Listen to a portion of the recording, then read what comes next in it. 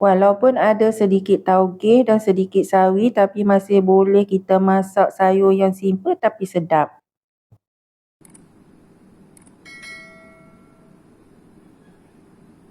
2 ulas bawang putih, 3 ulas bawang kecil, 4 biji cili padi dan sebiji cili merah. Bahan-bahan ni saya tumbuk kasar saja.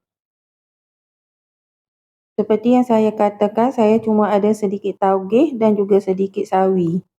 Bahan tambahan yang lain, saya gunakan 2 biji tahu. 2 biji tahu ni saya potong cube.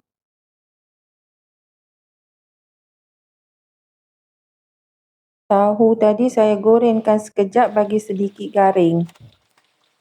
Bila tahu sudah garing, angkat dan ketepikan.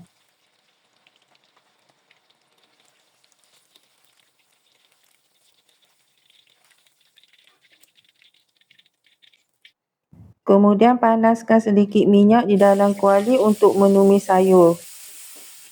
Bila minyak sudah panas, masukkan bahan-bahan yang ditumbuk tadi. Goreng sehingga garing, sehingga naik bau. Kemudian masukkan sayur sawi terlebih dahulu, diikuti dengan sayur taugeh. Kacau bagi sayur sawi dan taugeh tu sebati dengan bahan-bahan tumisan.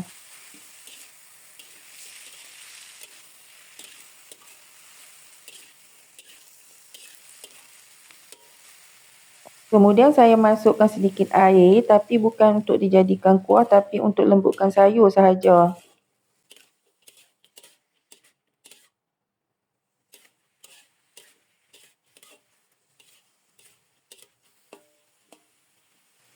Kemudian saya masukkan sedikit serbuk pati ayam tumis dan juga sedikit garam.